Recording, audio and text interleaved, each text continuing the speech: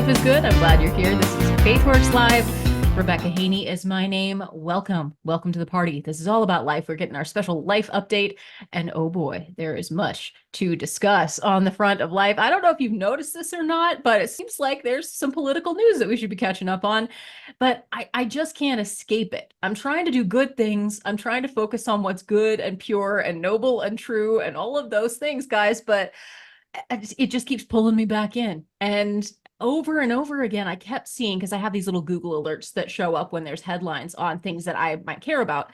And abortion over and over and over again. It was like a drumbeat. They say we're too focused on that. They say that we bring that up all the time. Lo and behold, when they take the stage for a week, I mean, like the leftists, the Democrats, Democratic National Convention, right? All they want to talk about I don't think that there was half an hour that they went on that main stage without talking about abortion in some aspect or with some euphemism. And guest of the hour, Maggie DeWitte from Pulse Life Advocates, is always a joy to have you with us. But Maggie, my goodness, I mean, like I said, they say we're the ones that are hyper focused on this, and all we want to talk about is abortion and women's bodies. I'm like, have you seen yourself? Were you there? Do you have a mirror? Because I was shocked at how much that came up in Chicago this past week. It was quite remarkable, honestly. The level of information, the level of publicity, all focused on this issue. This has become their platform, their avenue. And I have said so many times, I wish Republicans would talk more about it. I feel like a lot of times they have kind of more of a duck and cover approach to this. And I've said to them many times, hey, if the Democrats have it their way, this will be front and center. And lo and behold, it is front and center. That is exactly what they're doing here to a level that is the most bizarre. I mean, to know that they were literally offering to murder children right outside the door of their convention and sterilize men, right? Which is a breakdown of the family in so many ways. How anybody in that convention could honestly say, yeah, that sounds like a great thing to do at our convention, is to murder children and sterilize men. Yeah. It's so self-defeating as well. If you're just looking at pure numbers, that means overall you're going to have fewer and fewer and fewer people, which means fewer voters. Like, just on a purely political level, that doesn't make sense either.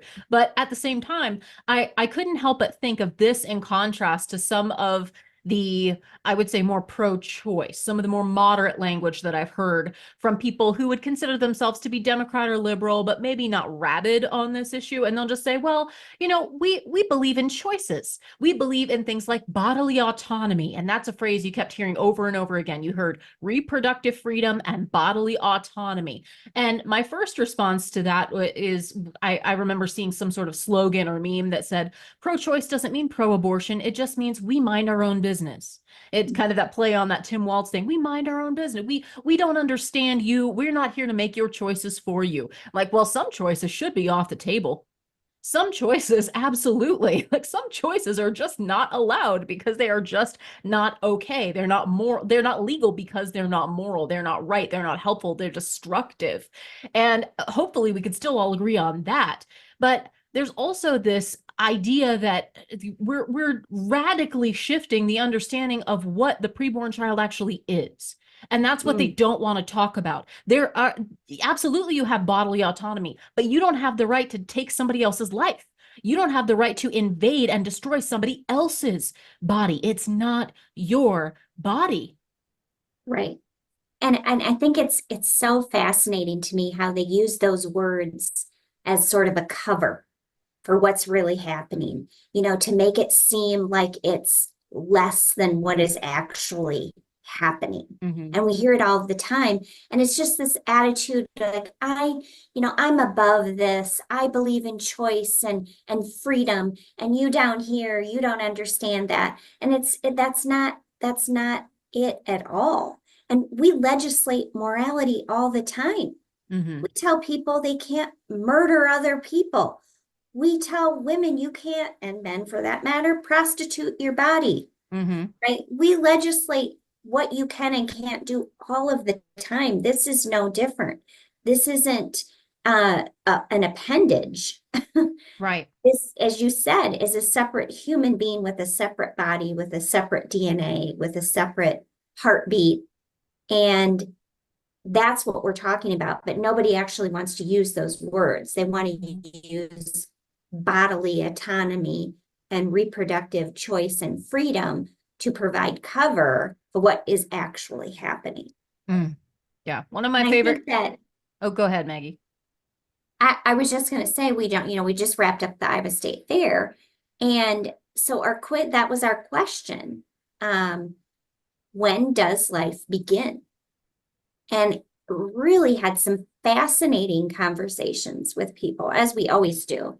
Mm-hmm. But when you were saying that there are so many people that they know it, and they've moved beyond that. They're like, yeah, we know, but we want our choice to do that. And that was the case for some people. When they would put the jar, we had 5 jars. So the first jar was, when does life begin? Conception.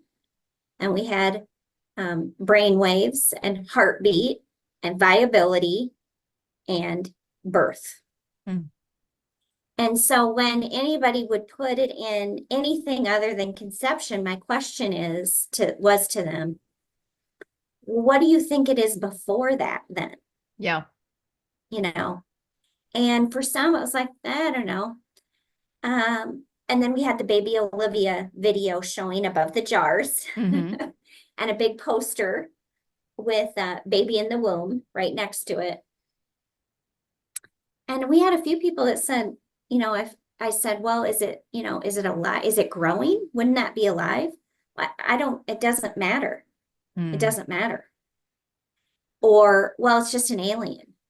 I had one person say that. It's an alien. It's an alien. Like, That's scientific. all right. But they would acknowledge, yeah, it is, but it's still, it doesn't matter to me until it's born. Wow. So it was that mentality that is out there. Now, was that the majority? No.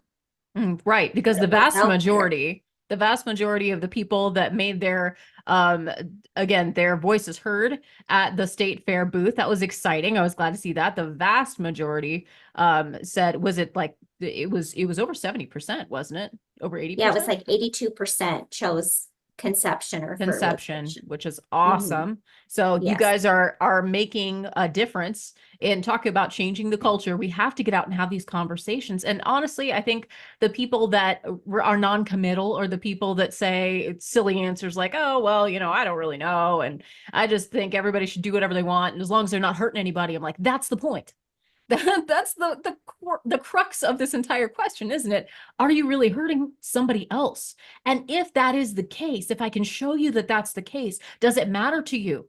Shouldn't we stop that problem? Shouldn't we secure and protect the rights of each and every individual? Because we all do. And how would you feel if someone treated you that way and said, oh, well, you know what, your life and what you want doesn't really matter because you're in my way. You're inconvenient to me, or I don't think that your life is really worth living. And so we're just gonna eliminate that because that's gonna be better. It's better for you to just not be here than to have a suffering or hard life.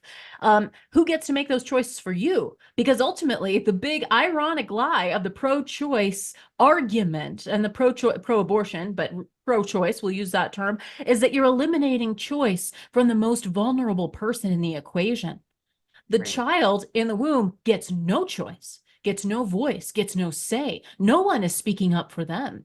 And that's why the law has to be there, really, in order to protect that. Yes, we do need to legislate this. It is a matter of morality. Yes, it's also a matter of biology. It's a matter of of survival.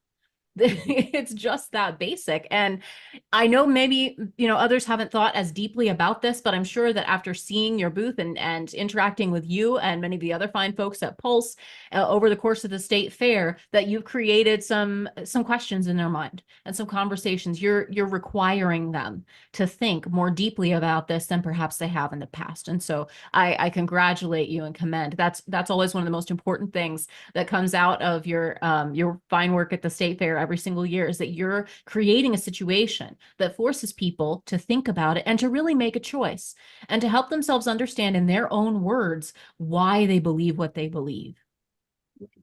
That's exactly right. Year after year, we evaluate, what we're doing. What additional things should we do? Maybe there are things that we shouldn't do. And the state fair has been one of those events that we've done, since our inception in the 70s. I mean, I have pictures of the booth at the Iowa State Fair back in the 70s. And I think, wow, that really is a testament to what we feel is so powerful to be out there. And most of the time it's good, really good, solid interactions and thumbs up and thank you for being here and your booth is needed.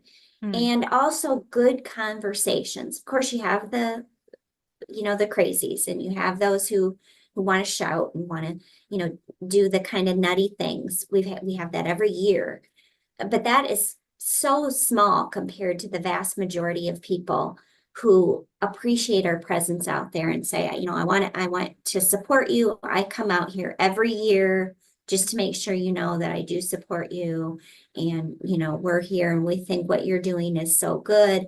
But then I think about all the people who maybe don't stop, but they walk by. Yeah.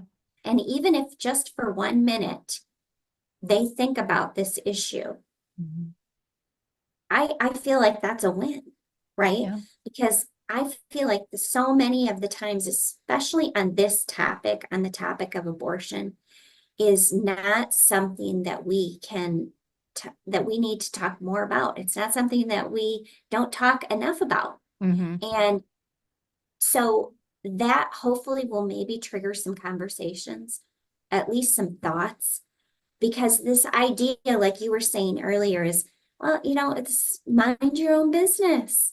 Whatever you want to do, you be you. That thought process doesn't cut it. It doesn't work. Especially doesn't work if you're a Christian, right? Yeah.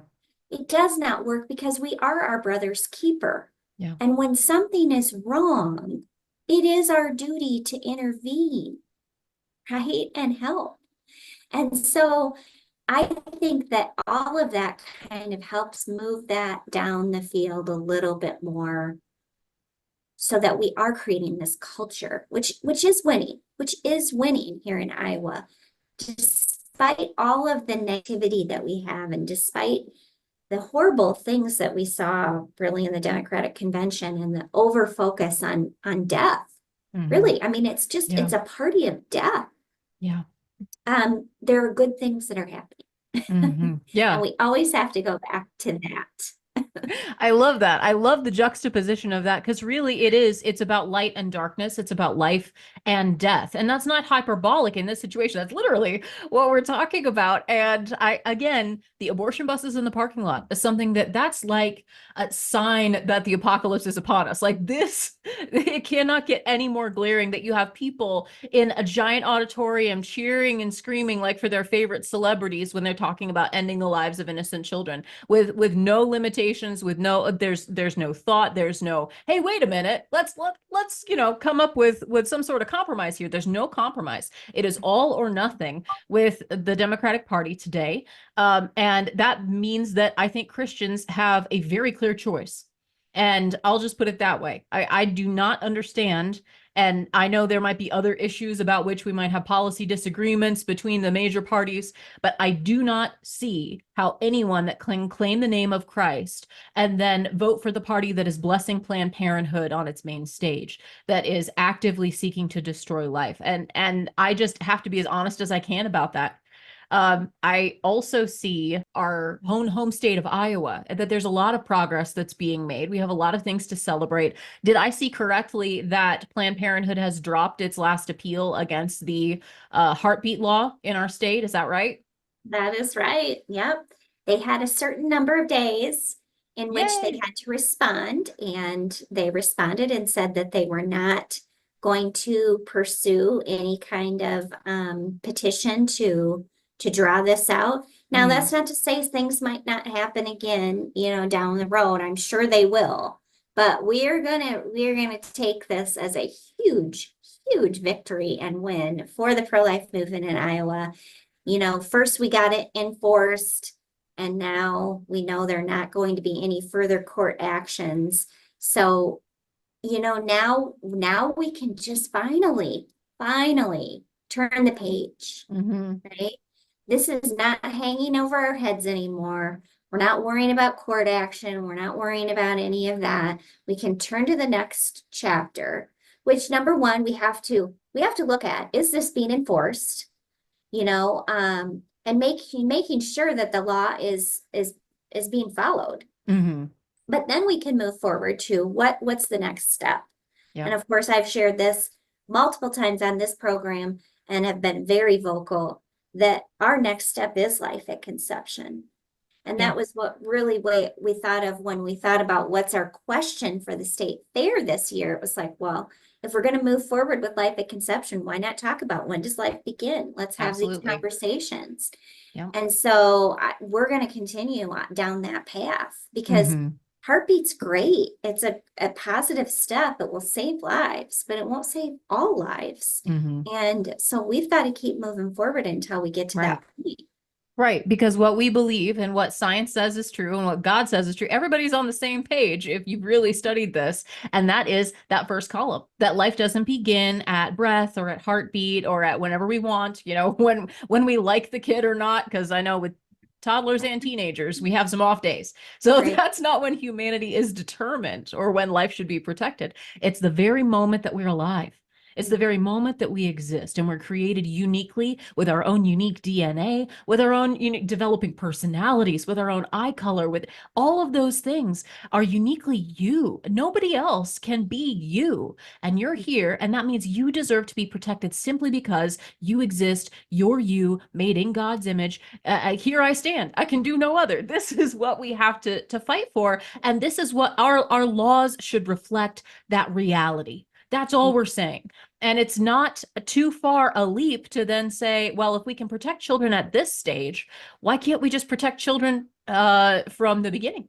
Why can't we just do that? And again, people will howl and complain and get ready for all the same old debates. But the reason that this landmark is important is because all last session, when we were down at the Capitol advocating for life at conception, all we heard was we have to get the heartbeat case decided. And that was the legal hurdle that seemed to be in most legislators' minds, even if they were committed on the issue. They're like, well, it feels like it's a moot point if we don't get through this court case. Now that all of that we have, now all of that is out of the way, let's go for the gold.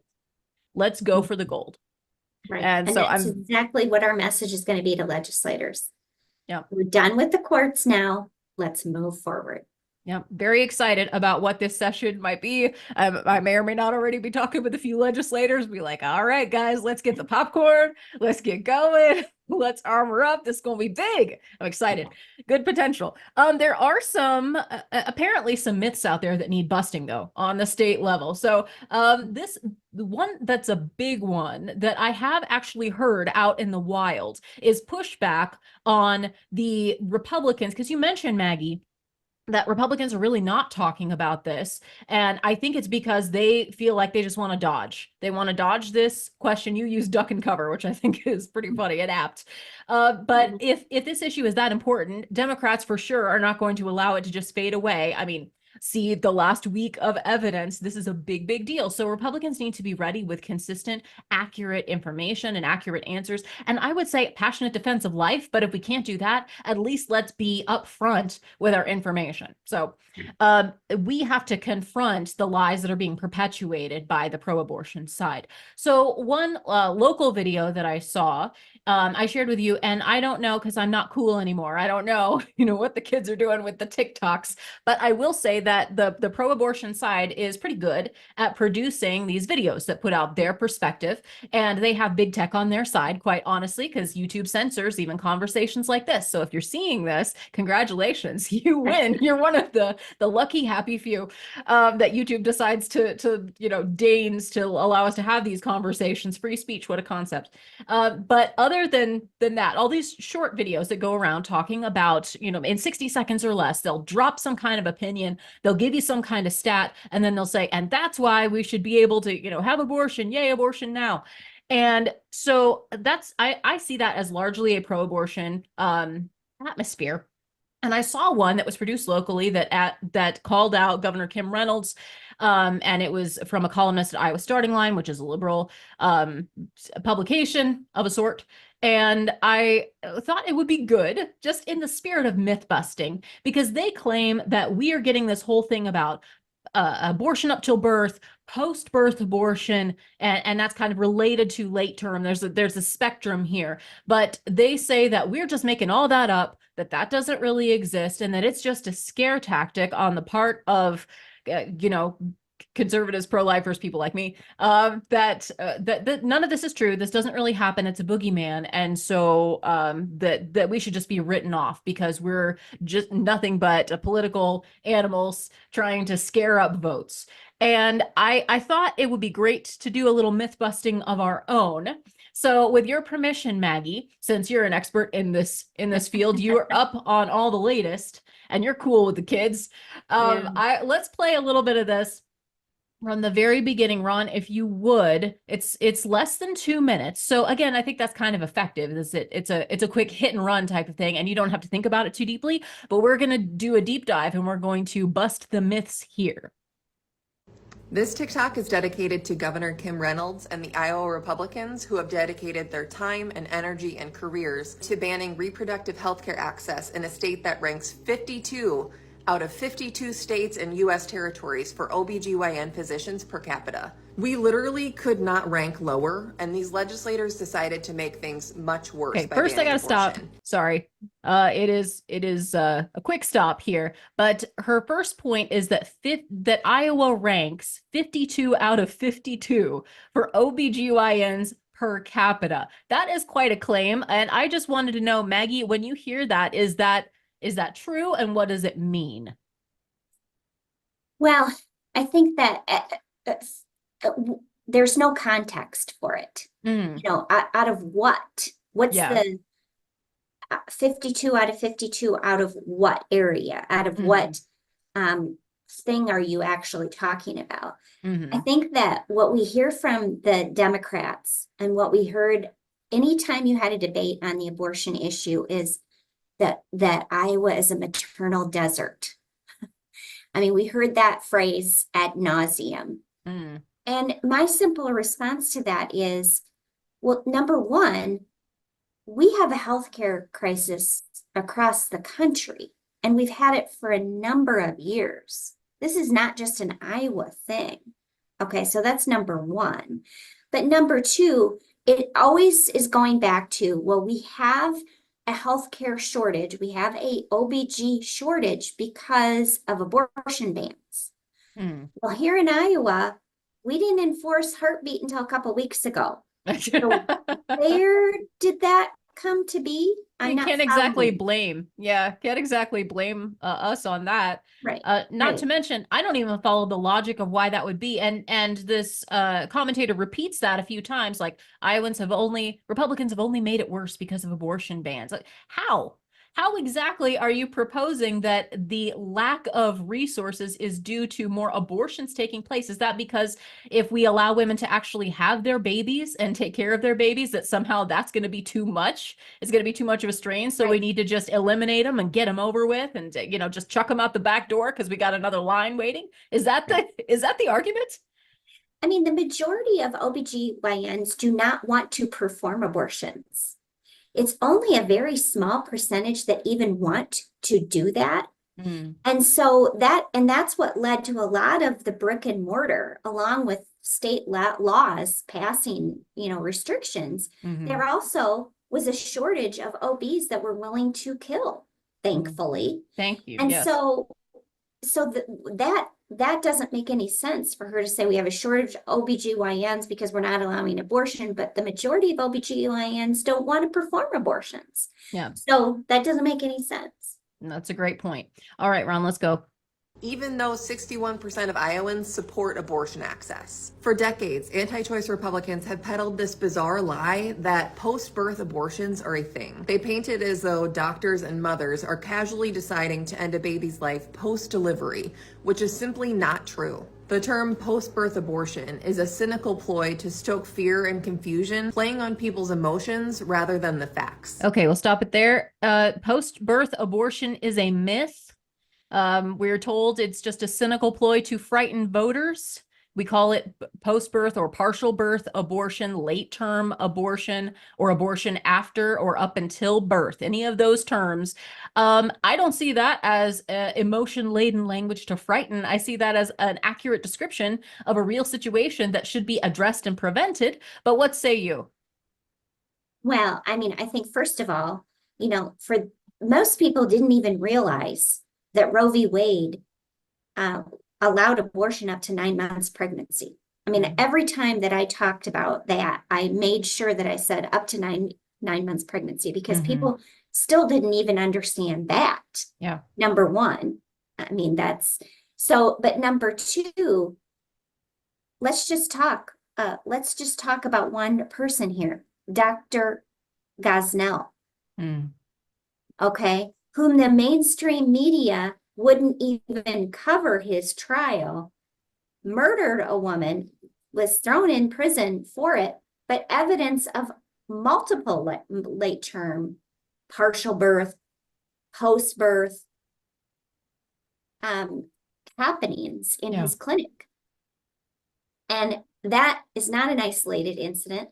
When you follow the work of some of the groups like Operation Rescue, who track ambulance visits to Planned Parenthood clinics for botched abortions, that's not a scare tactic. It is the reality of what happens when you do not value life. It doesn't matter if it's at, beginning the first trimester at, 10 weeks or at 9 months or almost coming out of the birth canal. Yeah. And the fact is that these clinics are not regulated. They aren't held to the standards that most ambulatory surgical centers are held to. So who is overseeing that they're even doing things that are up to the medical standards of any other practice that you would go into for surgery? Yeah. So that's not the reality, and it's not a fear tactic. It is helping women understand the reality of their situation, but also understanding the humanity of the child in the womb and everything that happens to that child. The fact that child, can feel pain. And they're not doing any kind of pain management for these children that they're dismembering. Yeah. So let's talk about the development of that baby and what is actually happening, helping that woman, because they're not going to get that information from the abortion industry. Right. About the biological facts of the unborn child. Clarifying that abortions happening later in pregnancy are extraordinarily rare and typically involve heartbreaking circumstances. We're talking about severe fetal abnormalities or risks to the mother's life. It's not a matter of convenience, but of critical, often devastating decisions made in consultation with medical professionals. The vast majority of abortions occur early in pregnancy. The relentless focus on the rare cases by the right is a deliberate strategy to push an extremist agenda. They aim to stigmatize all abortions by spotlighting these rare, complex scenarios and twisting them into grotesque caricatures of reality. Again, you should definitely read this article, which shines a light on the disingenuous tactics used to undermine reproductive rights. Iowans are smarter than this. We understand the humanity and complexity behind later abortion. Next time someone tells you about these post-birth abortions, remind them that their reality does not support their fantasy. She admits that it's a minority of abortions, that late-term abortions, which would mean after 21 weeks, are about 1% of the abortions that are performed annually. But that also is admitting that this isn't just made up out of nowhere, that this is not a myth. Yes, it's a minority of abortions, but when we talk about the sheer horrific number of abortions that take place annually, I just looked up some numbers that in 2021, which was, because we're woefully behind on stats on that, but there were 625,000 abortions in 2021. So we take that year and we just figure out 1%, that means that over 6,000 babies, 6,259 children were late term abortions, meaning they could already move, they could already wave their hand, they could already suck their thumb. You could obviously hear the heartbeat, you could feel their kicks. That's a number over 6,200 is a number bigger than most towns in Iowa. That if you look at that, like at the town I live in, we don't even have 6,000 people in our whole town, and they're admitting that late-term abortion really does exist, and that we're talking again about real people, and that's why it resonates so much with me. These are real people, real babies that have been eliminated, real women that have been traumatized by the violence of abortion. And I just can't help but give a rueful smile when the opposition says, well, this is a relentless focus on rare cases. You know what? That's really funny because that's familiar to me. It reminds me of every single abortion advocate that ever brought up abortion and then cases of rape and incest as their first question. It's a very rare case, that it's the vast majority of abortions have nothing to do with any of that. And as a side note, any of those people perpetrating such horrible abuse should be ruthlessly punished. And the women and children should be protected. They should not be victimized by abortion. So just putting it out there every single time. We don't fall for that. Don't fall for that trap. But anyone being abused should be protected. They should not be victimized through abortion. Glad we got that clear. But the fact that these cases are rare, they just use that to rally to their political benefit, to their opposition. I mean, they know that because that's exactly the tactic that they use.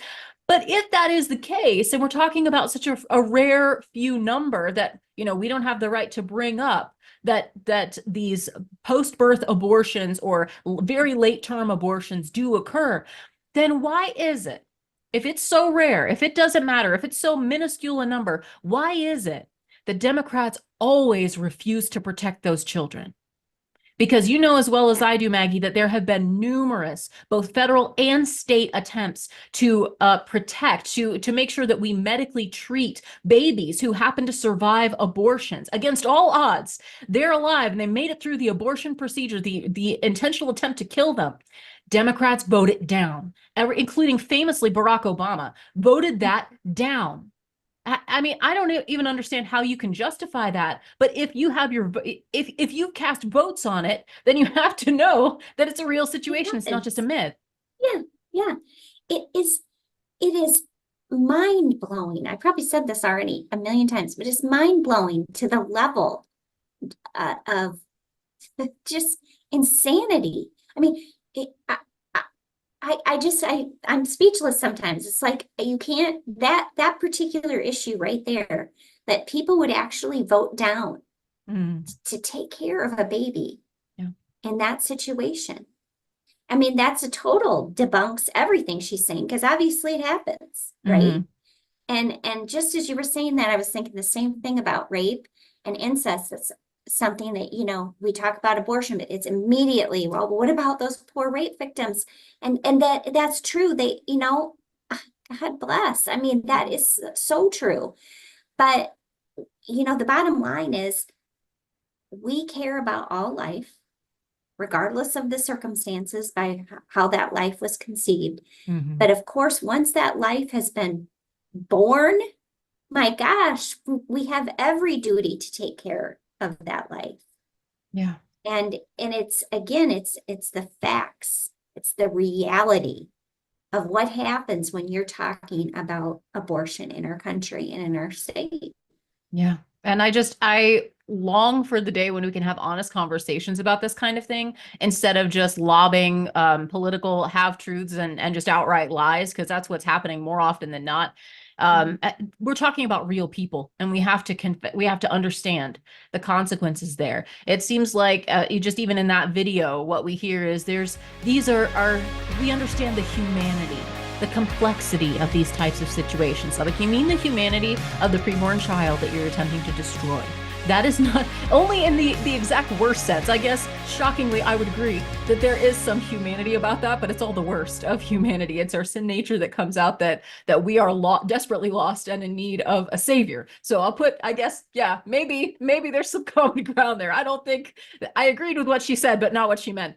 But we are, again, desperately in need of love from our savior. That I think that's ultimately where my brain goes, no matter what. I'm so glad for God's forgiveness and God's mercy, but I have to speak God's truth, and we have to mourn for what's happening in our nation, and we have to stand up for what's true and what's right. We have to be people of courage in this time, and we can't fall for or be cowed by the overwhelming bullhorn about abortion that's just coming at us all the time. I mean, literally now, the nominee for president is a woman who campaigns at Planned Parenthood and absolutely refuses to put any limitations whatsoever on abortion. It is all the time. I don't care what the commentators in this TikTok world say.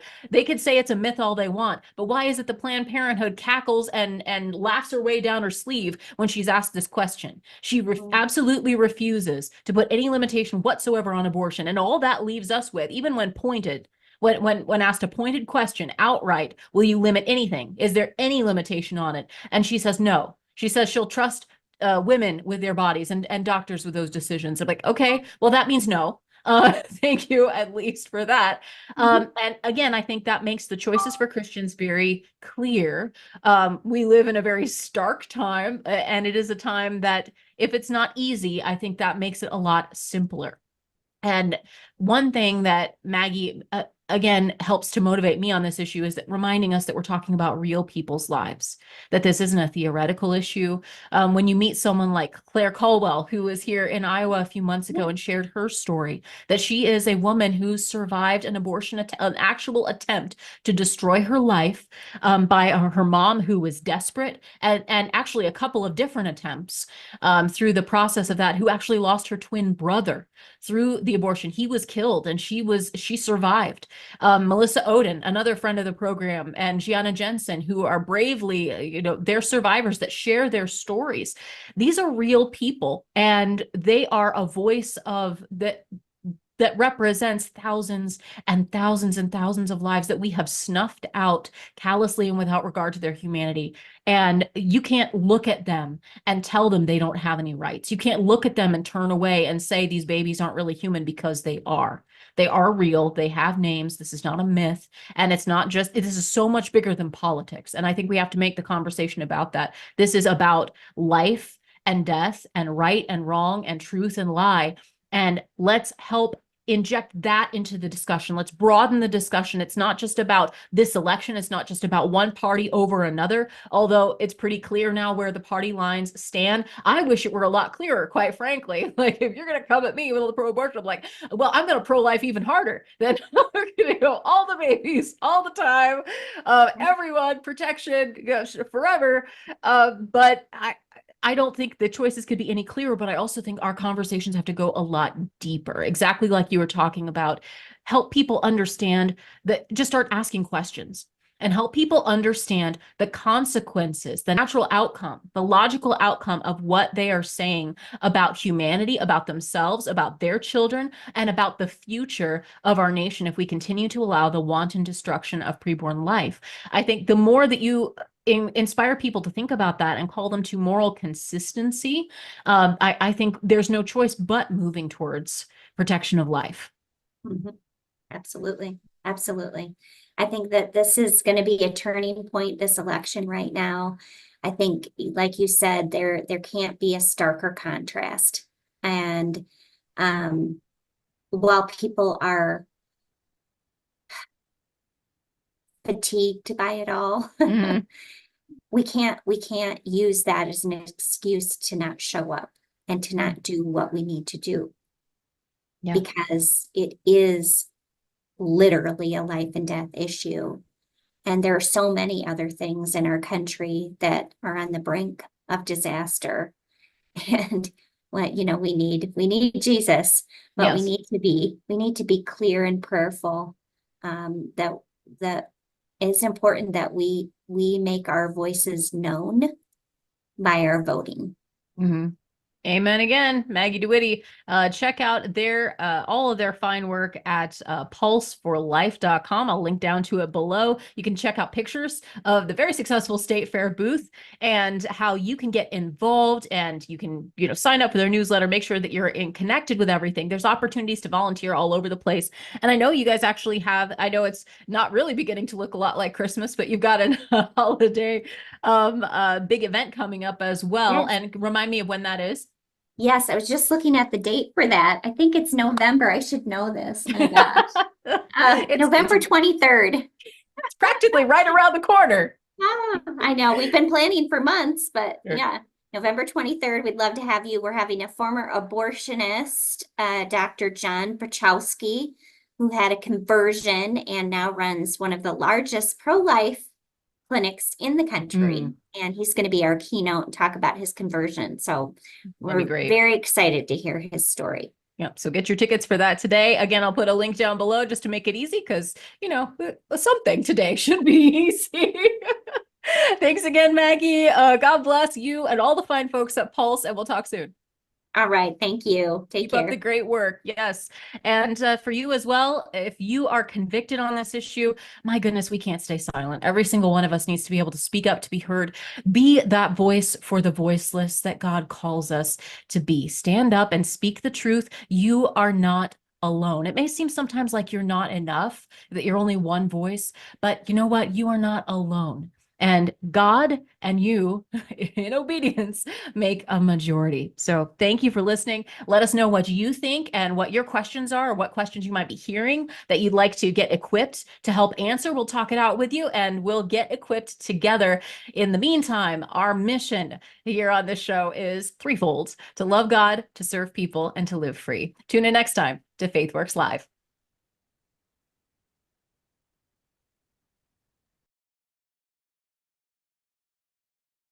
There's no better time than now to stand for life. And you can stand with Iowa's original pro-life organization, Pulse for Life. They're the longest standing nonprofit pro-life organization in Iowa, and they're dedicated to informing, educating, and inspiring a new generation to value the sanctity of all human life, from fertilization until natural death. They serve at the State House. They educate in classrooms, at events. They proudly serve on the coalition of pro-life leaders. They are on the front lines of the battle against this throwaway culture of death that we see all around us, and we are winning ground. Hearts and minds are changing, and the pro-life movement is continuing to grow. And you can be a part of the exciting things that are happening right here in our own backyard at pulseforlife.org, and get your finger on the pro-life pulse. Sign up for their newsletter, find ways that you can make a difference, and how you can change hearts and minds with their pro-life apologetics course, pulseforlife.org.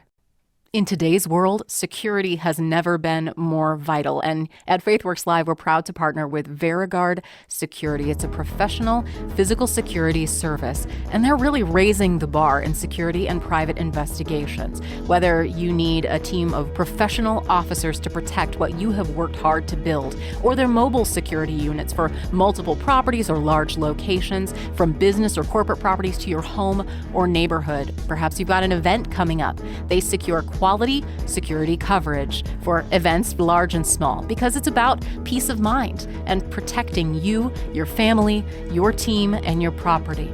Settle for nothing less than the best when it comes to your security. You shouldn't have to compromise. When it comes to security, you can trust VeriGuard. Contact them today at veriguard.us. That's VARA guard.us. For security service, you can trust VeriGuard.